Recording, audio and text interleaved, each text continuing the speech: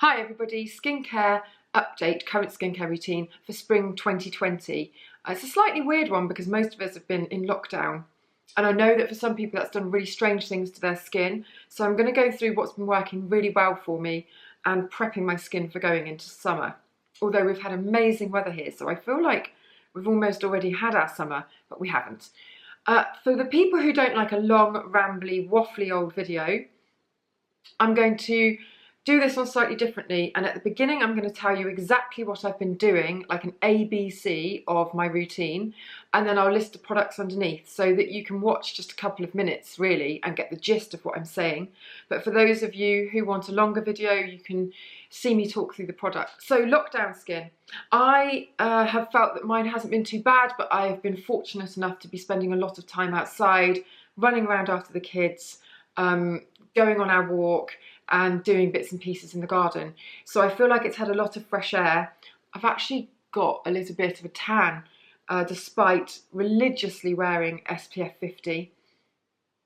But all in all, my skin feels very good, very fresh. It feels very elastic and supple and lovely. So this is what I've been doing. In the morning, a very quick cleanse. I am terrible at doing 2 proper cleanses a day. I do a massive cleanse in the evening, but in the morning I am just all for the sort of just get off whatever's been overnight on my skin and get on with the day. So very quick cleanse. Then I always go in with my antioxidant, so some kind of vitamin C serum or antioxidant rich serum.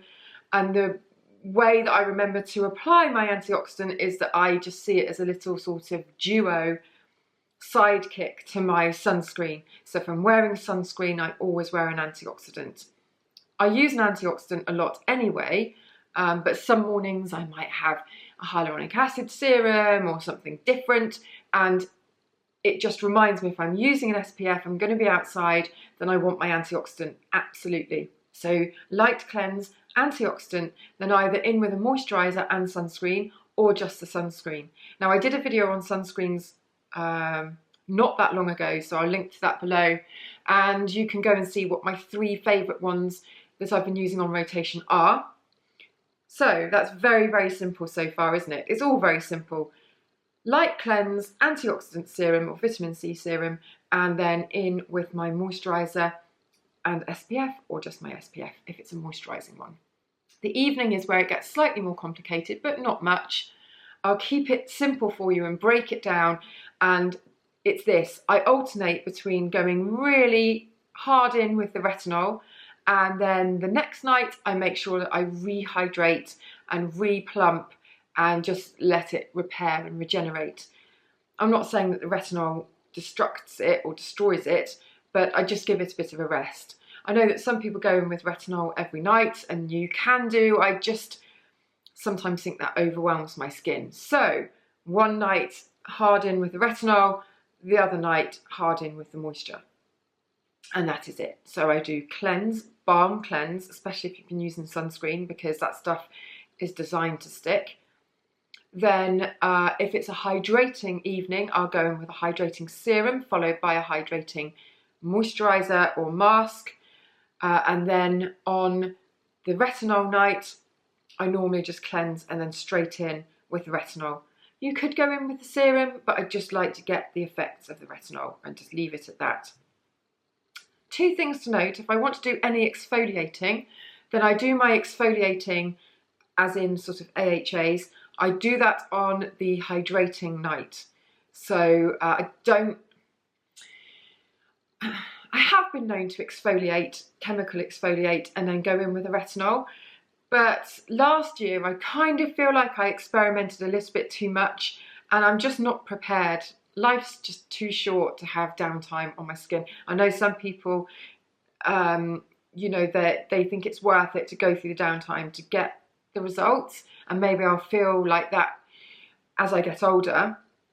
But at the moment, I just feel like I just want it to be on an even keel and nice and balanced. So I don't really mess about. I just do the retinol one night, and then if I want to exfoliate, it's usually with a mask or some sort of wipe over pads, then I'll do that before I go in with my hydrating serum and moisturiser. Now I'm going to write this down underneath for ease. because it sounds more complicated than it is. So let's go through some of the products. Now, I did have a little moment where I wanted to tell you something about my light cleanse. I've recently discovered this and I can't stop using it. It's the Foaming Facial Wash by Curel, and foaming facial washes have got a really bad rep because they tend to be very drying and stripping. This one just really feels great on my skin. It's not your typical foaming cleanser, and it has actually been formulated for dry and sensitive skin. So I just go on in with that, usually if I'm having a shower, and it's just very easy, splashes off, but doesn't dry out my skin, which is very, very important. If I wasn't using that, or some kind of, it's normally a washy type thing in the morning, or a micellar water and then splash that off. I don't really use a micellar and then leave it on, or a cleansing lotion and then a rinse. But sometimes I don't rinse because I just don't like the feeling of it in the morning. So there. Antioxidant serum. This one is from Paula's Choice and it's the Triple Algae Pollution Shield. I really, really like this one. I've got loads of different vitamin C things. The La Roche-Posay vitamin C serum is lovely. There's one from the Inky list, which is cheap as chips and really, really nice. I've got loads on the go and I'll list some suggestions below. But this one I particularly like for below sunscreen. It's very silky. Then if I need a moisturiser beneath the sunscreen, I have, again, lots and lots of things on the go. One of my favourites of the moment is the Lumine, and this is the Rich Day Cream from the Arctic Hydrocare range. Very, very thick and buttery and lovely. And there's also a serum in this range. My kids going crazy at each other. The Rich Oleo Serum. And this one is more, it's an oil serum. So it's, if you're looking for a lightweight watery serum, this is not it. It's much more nourishing and rich. So that one could be used directly if you wanted under the sunscreen. I think, unless you've got very dry skin, you'd feel like you had enough moisture. So on with that. The sunscreens, again, go onto the video that I filmed quite recently and you can see my three favourites, but I tend to alternate. The Shaker Fluid from La Roche-Posay is amazing. The Body Shop one I think is really good. My absolute favourite, most used, is the 8 Hour one from Elizabeth Arden. The Great 8, which is so, so light and fresh and lovely. If you want a mineral suggestion, then the Cooler one is just brilliant. This is the Cooler Cucumber Mineral Sunscreen, and it just feels light as velvet on the skin. You just can't feel it at all. It's just velvety and soft and beautiful. So if you're looking for something that's sort of weightless and mineral, instant block, this is a good choice. And that is daytime. Done. Evening, the usual culprits for the cleansing balms. I mean, I use this one loads. This is Plantastic from Beauty Pie. Even with the whole subscription thing and delivery, it's still very affordable. So that's lovely. Then I've been testing out this one from Kate Somerville, which I also really like for sort of more sensitive days, which is the Goat Milk Cleanser. That's lovely, but there's a Curel one, which is also really nice, like a cleansing balm. I've been using a Superfacialist one that you can get at Sainsbury's, which is like 7 quid, 8 quid, something like that. All of them really nice. It's not where I particularly look at spending money, because I think they were really, really good, cheap options. I would rather save that for Retinol Night. So let's do Retinol Night first. And the three that I use most at the moment, at least, I'm still finishing off the Medicate. It's like the never-ending product. I don't even know how many mil you get in this, but maybe I use it sparingly because I know it's so expensive, but I just think it's amazing. That one's been a bit on the back burner because I've been testing something new, which is the Kate Somerville Derma Quench Liquid Lift. And this is really powerful retinol, but with a massive dose of moisture. So you don't, I feel like it's great if you sometimes get a bit sensitive with retinol, and B, if it dries you out and you don't want to have to use a separate product and you sort of don't know how that's going to affect the potency of the retinol that you're using. This is like an all-in-one that just feels great, powerful, And I always think, oh, am I going to get a bit of a reaction from this because it feels so strong? But I don't. It's quite an unusual way of applying as well. So I've got a little bit on there, look. But if you really go to town with the squirter, it's a foam. I've been having great results with that. I think it's really, really good. And the other one, the other range that I would go to quite a lot, I can only see that, oh, I haven't got the new one on me, is the Murad one. I think it's really good.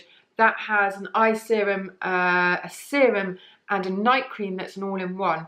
And you could just use the all-in-one night cream if you wanted to. If I was going for the most potent, I'd go for the serum, but the new eye serum they've got, you can use on your eyelid as well, which I think is really interesting, and I have been testing it and it doesn't give any adverse effects. I think it's really good. So 3 options there. I know they're all pricey. I really, really need to get to grips with my affordable stroke budget retinol testing, because I have them lined up, but I don't know, you know when you're doing so well with something and you don't want to break a good habit because it's working so well for you. That's kind of how I feel about my retinols at the moment, but I'll get there. Eye cream that I'm still using loads, the caffeine one from the Inky List. It's like £5, something like that, maybe £5.99, and it's really, really good on tired eyes, morning or night, absolutely fine. So that is the retinol section, and then on the nights when I pump the moisture back in, same cleansers going on. And then I have an array of really heavy duty moisturisers. So again, the Lumineux one, really potent. The Lumineux Serum, very, very potent. Both of those really good. I'll put links to all of this stuff below. The Japanesque Beauty Pie. Japan. Was there a brand called Japanesque? I think there was, wasn't there? It was a brush brand. The Japan Fusion from Beauty Pie, which is a lovely, feels like a lightweight gel, but is in fact a very rich, glossy kind of moisturiser. Use that a lot, and I'd use those on top of a hydrating serum, so something with hyaluronic acid. Alpha H one is really, really nice. The La Roche-Posay one is really, really nice. There are so many. You don't have to spend a lot on hyaluronic acid serums because there are so many brilliant ones, including from the Inky List, who also do the collagen serum, which is fantastic. Again, I'm going to list all this below, so if I'm just going then you know you can refer to the crib sheet. If I wasn't using a moisturiser and I wanted some kind of overnight mask or something like that, the Japan Fusion one, again from Beauty Pie, is lovely, but I've been using this loads. I think I put this in a favourites a couple of weeks ago. The F-Balm from Drunk Elephant, which is deeply hydrating but doesn't feel sticky, which is important if you're leaving the mask on overnight. But I'd probably just go straight in after cleansing with that one, or straight in after my mask. Do you know what I've been using loads recently? So funny, because I was looking up one of my first ever blog posts, which was over 10 years ago, and it was on this same mask. And I still use it 10 years later because I think it's so good. It's a Dermalogica Multivitamin Power Recovery Mask. I don't know whether they've changed the formula since then. I don't feel like they have. But I used to use it a long time before I even started blogging. I used it as a model for years and years and years and years. It used to come in slightly different packaging. I think it had like the oil paint top cap on it before. But I always just feel like I get really bright skin afterwards. It also feels soothed. Not sure how that happens, but that's how it feels. So I think that's just going to be a lifetime favourite, really. However, if you don't want any kind of acids or chemical exfoliants, I've also been trying these, and I do sometimes use these before my retinol. It's my one exception, mainly because they're no acid. So they're exfoliating pads that don't use exfoliating acids, and they're called no acid pads, and they're from Indeed Labs. Use a probiotic to sort of mimic the same rejuvenating effect, I suppose you could say. So you're getting the brightness, but you're not getting any of the tingling, or sometimes it can be a bit aggressive on your skin, so people don't react well. So if you don't do too well with glycolic or AHAs in general, and you have very, very sensitive skin, but you want to brighten it and you can't use scrubs, don't really use that many scrubs if at all now anyway, and you don't want to use acids, then that could be a nice one to have a try of. So yeah, I think I've covered everything. I wanted to keep it really, really short, and I know I've blathered on for ages. So again, if you've watched to the end, congratulations, well done you, and I shall put all the information below. So make sure you give this a like. Always refer back to my website if you want more information on stuff, or just to browse the reviews that I've been doing, or some of the nonsense that I write that's nothing to do with beauty. Then do go on over there. I'll link to that as well. And I'll see you in the next video. Ooh, I feel like I haven't breathed for that entire time.